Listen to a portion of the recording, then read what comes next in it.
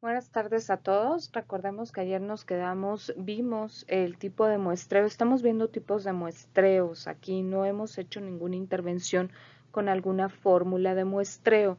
Simplemente aquí asumimos que ya calculamos el número de muestra con nuestras fórmulas y entonces vamos a ver de qué manera vamos a seleccionar a los individuos.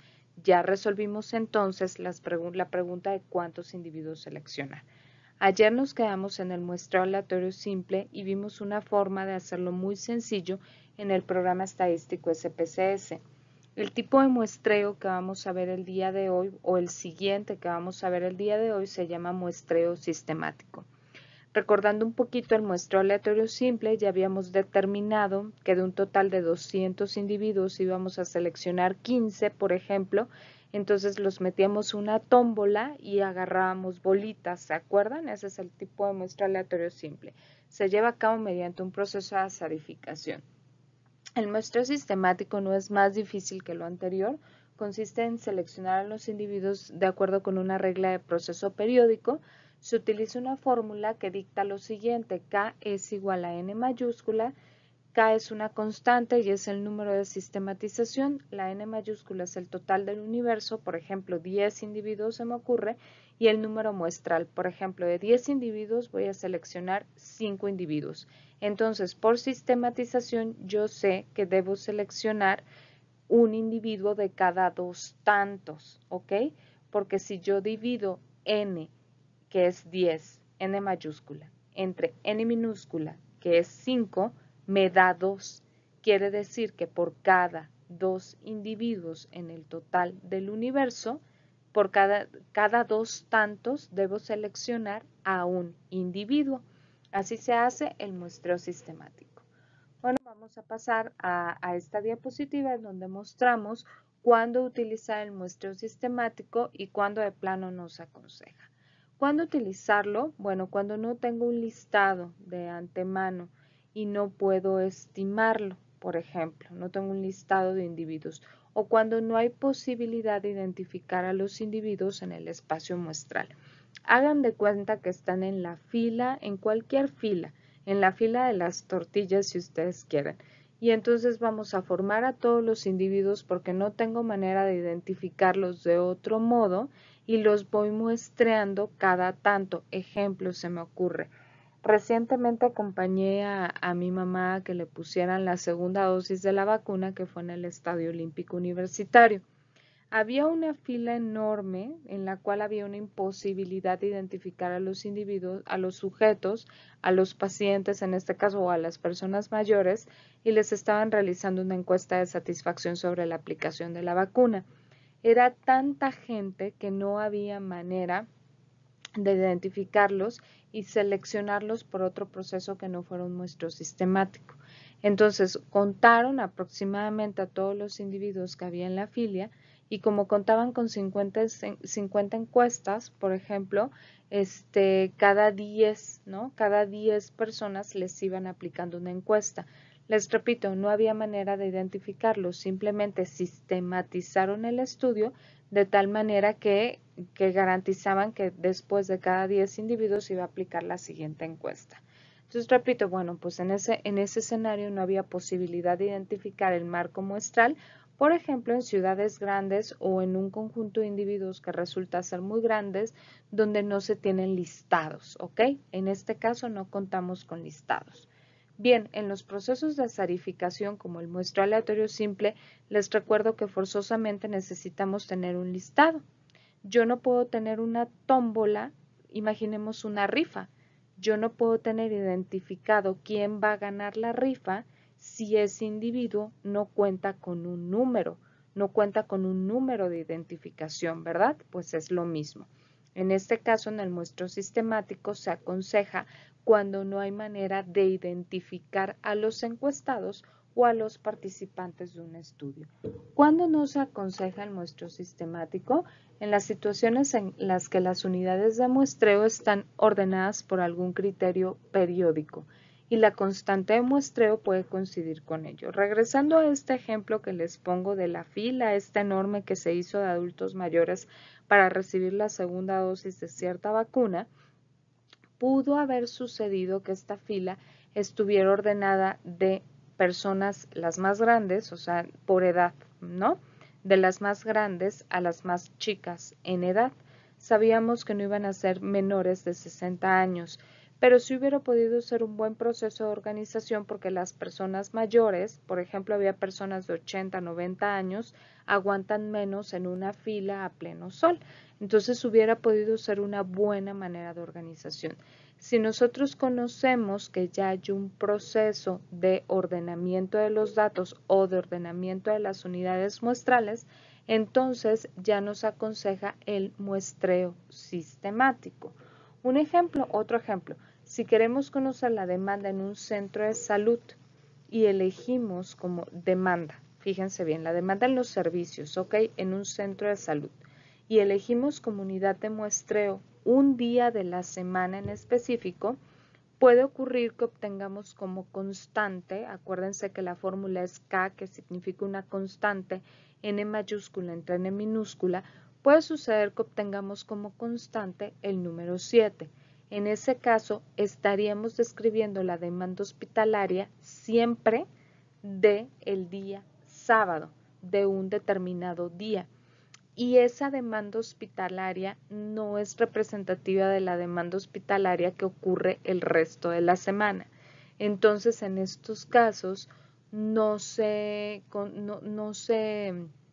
aconseja realizar un muestreo sistemático. Aquí yo ya tengo un sesgo, ya sé lo que ocurre en cada día de la semana. Lo mismo si muestrara yo un lunes. Probablemente el lunes la demanda hospitalaria es la mayor que se registra en el resto de la semana. No podría ser porque ya tengo un sesgo en el que yo sé que la demanda hospitalaria el día lunes es altísima, es fortísima. Entonces, pues en esos casos no podría suceder, ¿ok? No podría hacerse un muestreo sistemático. Tendríamos un sesgo, ¿ok? Después vamos a ver otro tipo de muestreo que se llama el muestreo estratificado. El muestreo estratificado supone que el universo puede desagregarse en subconjuntos menores que comparten ciertas características, pero las características de los subconjuntos son diferentes al resto de los conjuntos que estamos analizando. Lo que debemos garantizar en los tipos de muestreo estratificados es que cada uno de los estratos son homogéneos en el interior y heterogéneos en el exterior. ¿Sí?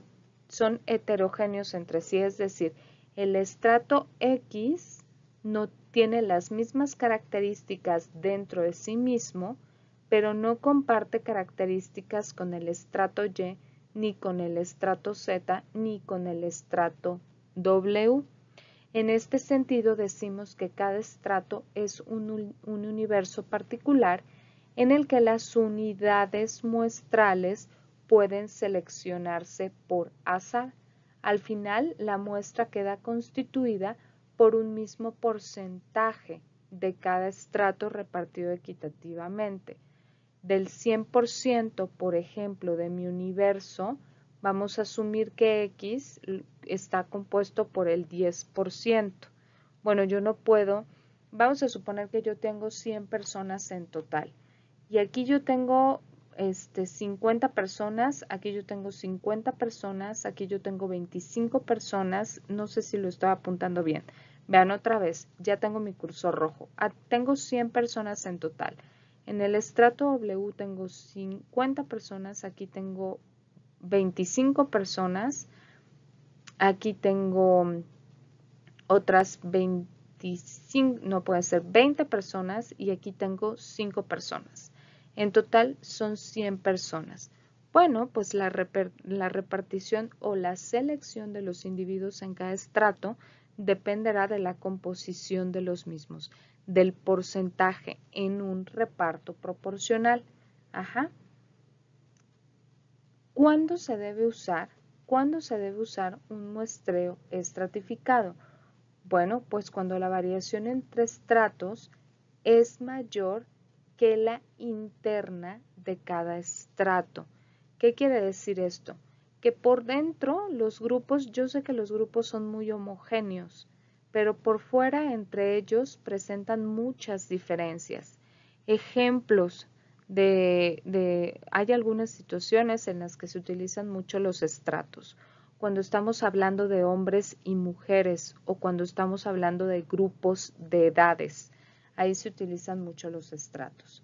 Principalmente en poblaciones donde se supone o se conoce que la distribución de las variables de mayor interés es diferente entre subpoblaciones fácilmente identificables. Ejemplo también los riesgos de contraer cierta enfermedad. A veces para los niños no representa un riesgo, no así para las personas adultas. O para los jóvenes no representa un riesgo, o para las mujeres en cierto rango de edad no tienen un riesgo que las mujeres en un rango de edad mayor, o no tienen el mismo riesgo que las mujeres en un rango de edad mayor. Por este solo hecho, yo ya debo identificar en mi espacio muestral una serie de estratos o un conjunto de. El muestreo por conglomerados, que ahora nos toca verlo, es un poquito como el muestreo estratificado, pero hay una pequeña variación y ahorita les voy a decir cuál es. De la misma manera que en el muestreo estratificado, aquí el universo admite ser subdividido en universos menores que comparten características similares dentro de cada grupo, o sea, son homogéneos dentro del grupo, pero heterogéneos en relación con el universo que los compone. Se dice que son grupos heterogéneos, lo repito, al interior del grupo y homogéneos entre sí.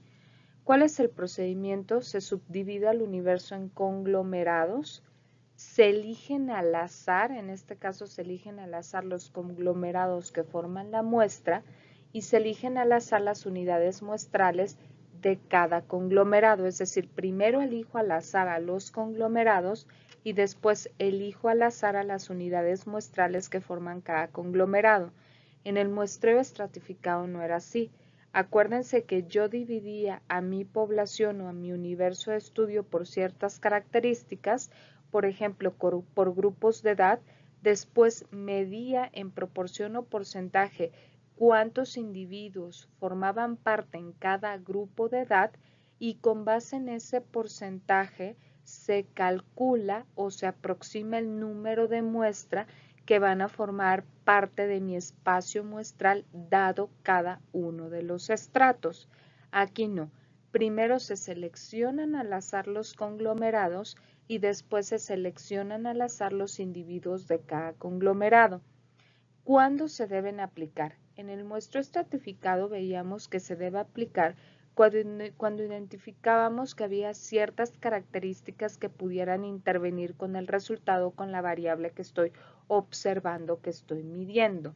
El muestreo por conglomerados, por su parte, se utiliza mucho cuando las unidades muestrales del universo presentan una gran dispersión espacial o hay barreras físicas sobre el acceso. Por ejemplo, cuando decidimos o cuando deseamos, dado nuestro diseño experimental, muestrear diversos hospitales. Allí hay una barrera física, cada uno de los hospitales se llama conglomerado. Hospitales que son unidades de las clínicas familiares, por ejemplo. Tengo a todas las clínicas familiares del Seguro Social en este país y entonces eso será mi universo, cada uno de ellos son conglomerados, pero yo no tengo acceso a todos ellos porque per se la distancia representa una barrera física. Entonces selecciono por azar a cada uno de los conglomerados y dentro de cada conglomerado selecciono por azar a los individuos que forman mis unidades muestrales. Adelante.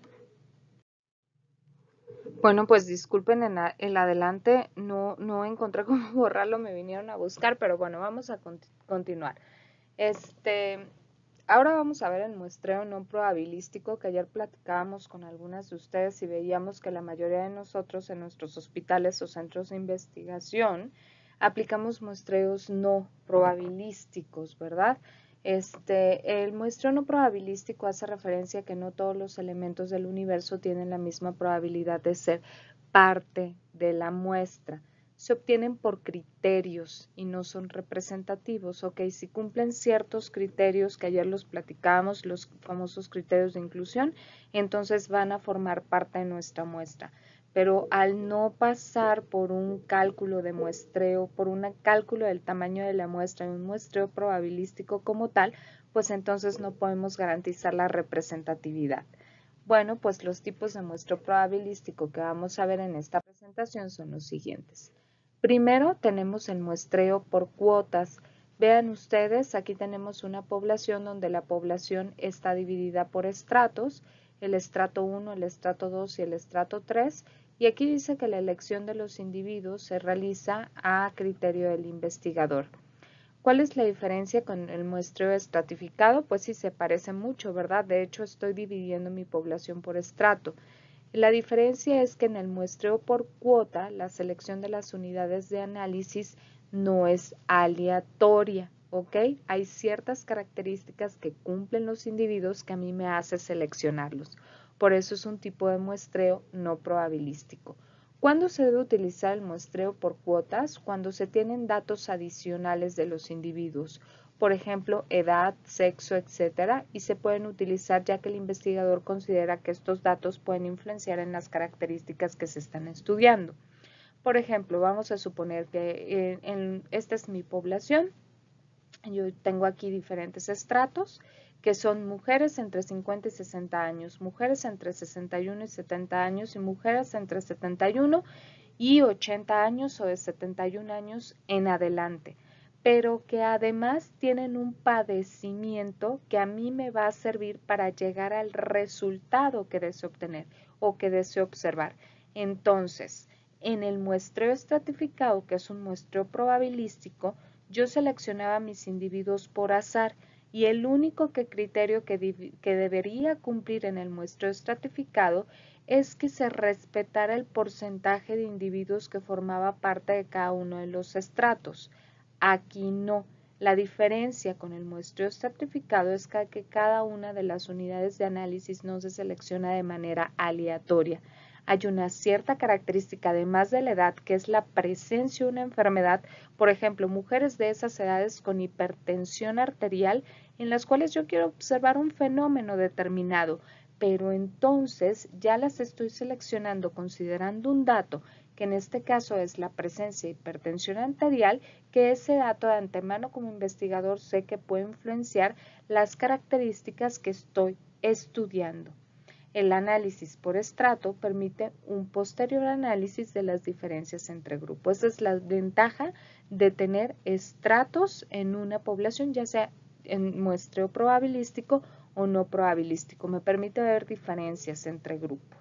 ¿Ok? En este caso, repito, estoy hablando de un muestreo por cuotas porque ya pasé a la parte de muestreo no probabilístico.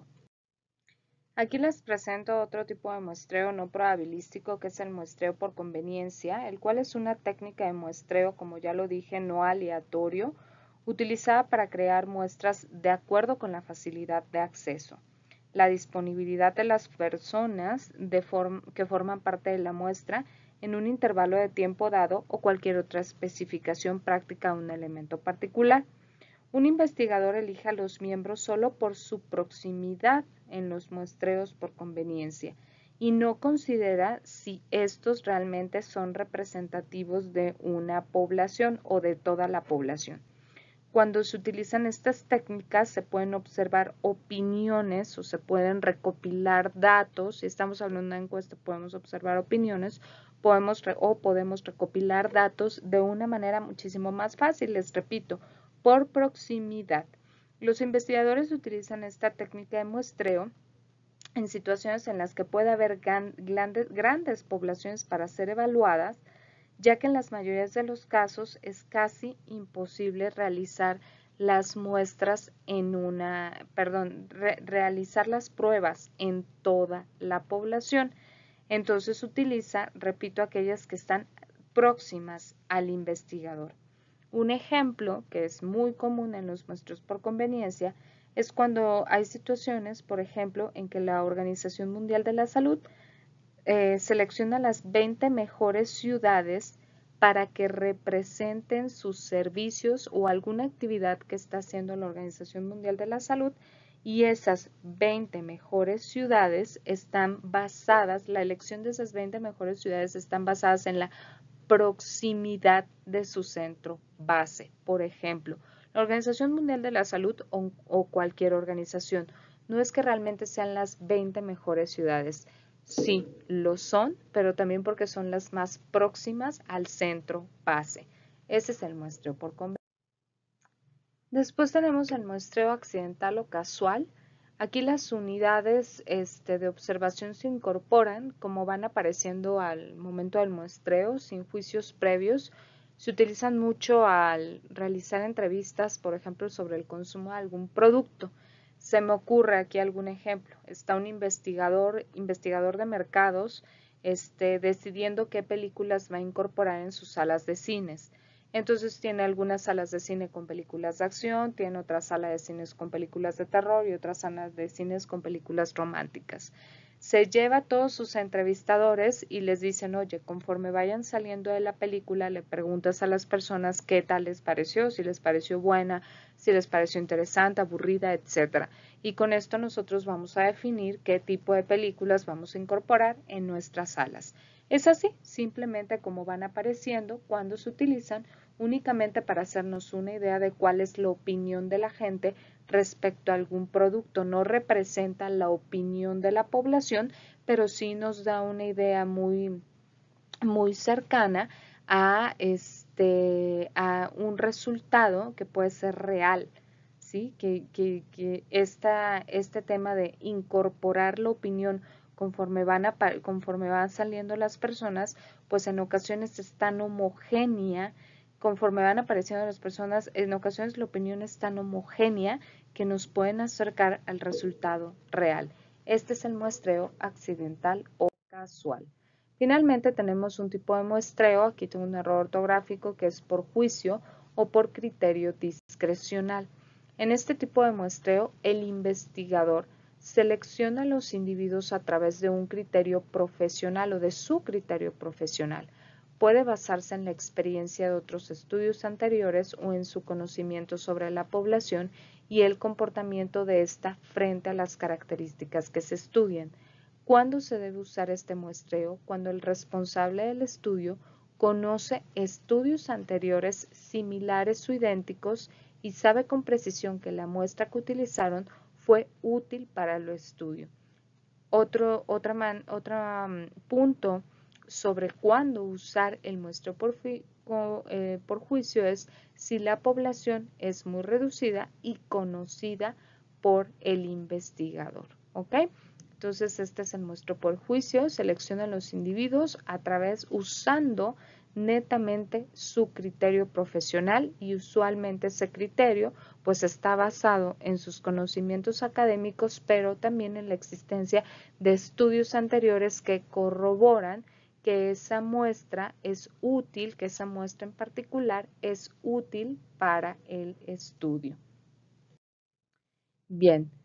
Tenemos también, les decía que era por último, pero no, el por último es el muestreo de voluntarios y este se da cuando el investigador promociona su investigación e invita a que todos seamos partícipes de la muestra.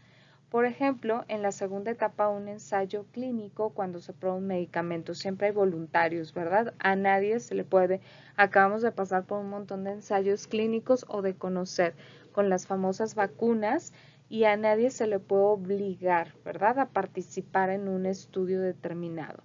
Simplemente se invitan y hay muchos voluntarios que alzan la mano y que deciden participar en esos estudios. A este tipo de muestreo se le llama muestreo por voluntarios. Los errores en la muestra. Hay dos tipos de errores que se pueden identificar en una muestra. Unos son sistemáticos y los otros son errores aleatorios. Primero vamos a ver los errores sistemáticos. Puede haber sesgos en la información. Si yo no aplico un buen estudio de muestreo, puede ser que toda la información obtenida o una buena técnica de muestreo, puede ser que toda la información obtenida esté sesgada y a veces está sesgada con conocimiento razón de causa. Ya vimos, por ejemplo, en los estudios estratificados, en el tipo de muestreo estratificado.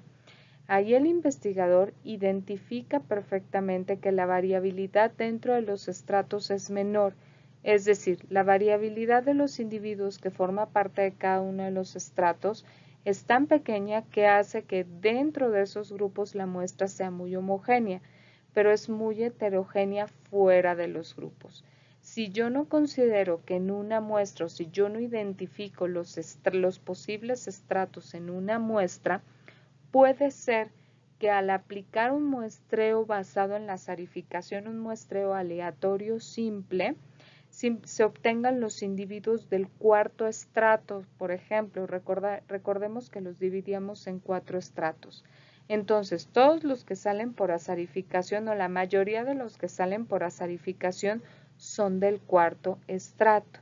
Este estudio, por supuesto, va a estar sesgado porque el cuarto estrato no representa o no tiene las mismas características que el primer estrato, o hay una variable tal que hace que los grupos sean completamente diferentes.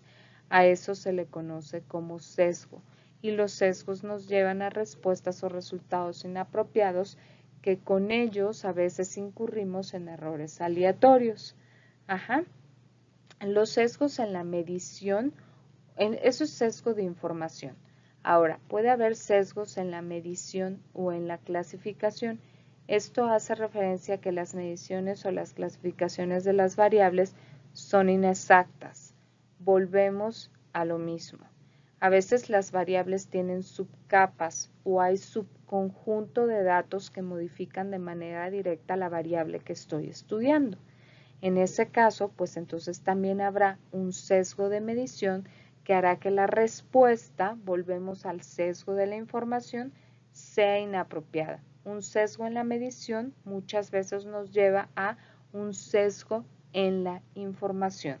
Finalmente, otro error sistemático que se cometen o que están asociados al muestreo es el sesgo en la selección. Esto hace referencia a las diferencias sistemáticas entre las características de la población seleccionada para el estudio y las características de la población no seleccionada. Siempre debo tener presente perfectamente identificado cuál es mi población de estudio.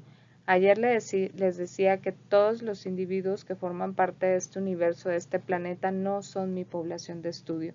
Debo tener perfectamente claros principalmente los criterios de inclusión para poder definir cuál es esa población y con base en ella seleccionar a la muestra que voy a estudiar.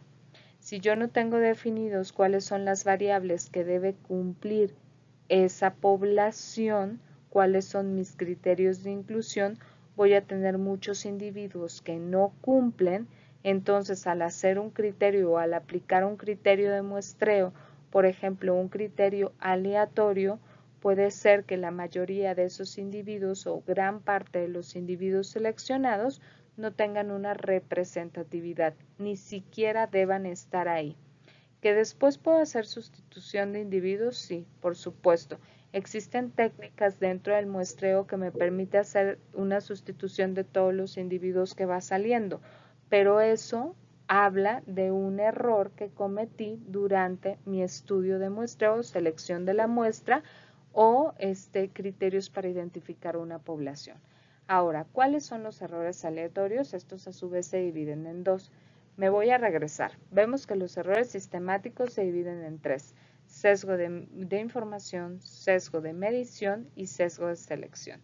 Los errores aleatorios se dividen en dos: error tipo 1 alfa o error tipo 2 o beta. Error tipo 1 alfa es la probabilidad de encontrar una diferencia con nuestra muestra comparada con la población y no hay una diferencia real. Es decir, aceptar como verdadero algo que no sucedió. ¿Qué significa el error tipo 2 o beta? Bueno, pues es la probabilidad de no encontrar una diferencia actualmente cuando sí existe una diferencia entre una muestra comparada con la población. Entonces, aquí hablamos de que estamos aceptando como negativo algo que no es negativo. Estamos diciendo, no hay diferencias entre esta muestra y la población, cuando realmente sí la hay. Estos son los errores aleatorios. encontrar algo que no existe porque mi información está completamente sesgada, o no ver algo que existe porque no hice un estudio de muestreo tan estricto como para seleccionar a los individuos que verdaderamente representaran esa diferencia. Finalmente, vamos a sintetizar los elementos a considerar en el proceso de muestreo. Es la diapositiva más importante de esta presentación. Aquí resumimos todo lo que hemos visto en estos días. En primer lugar, debemos definir la población y los elementos que componen a la población. Son nuestros famosos criterios de inclusión, ¿verdad? Después vamos a determinar cuál va a ser nuestra unidad de análisis, unidad muestral y sus características. Es decir, considerando también los criterios de inclusión, pero también los criterios de exclusión y de eliminación, sobre todo la variable principal, que todas esas unidades muestrales y unidades de análisis contemplen o contengan la variable principal. Después vamos a determinar que eso es parte de lo que vamos a ver en la práctica, cuál es la información necesaria para la selección de la muestra. Y es que la selección de la muestra está basada en una serie de fórmulas que están constituidas por elementos que debemos conocer. Una vez que conocemos toda esa información, vamos a definir el tamaño de la muestra a través de fórmulas, lo cual es parte, repito, de nuestra práctica. Ya tenemos el tamaño de la muestra calculado, pues ahora vamos a definir el método de selección de la muestra, ya sea probabilístico o no probabilístico, y los procedimientos a seguir en la selección de la muestra que va de la mano con el punto número 5. Hasta aquí nos quedamos en la teoría del muestreo. Muchas gracias por su atención.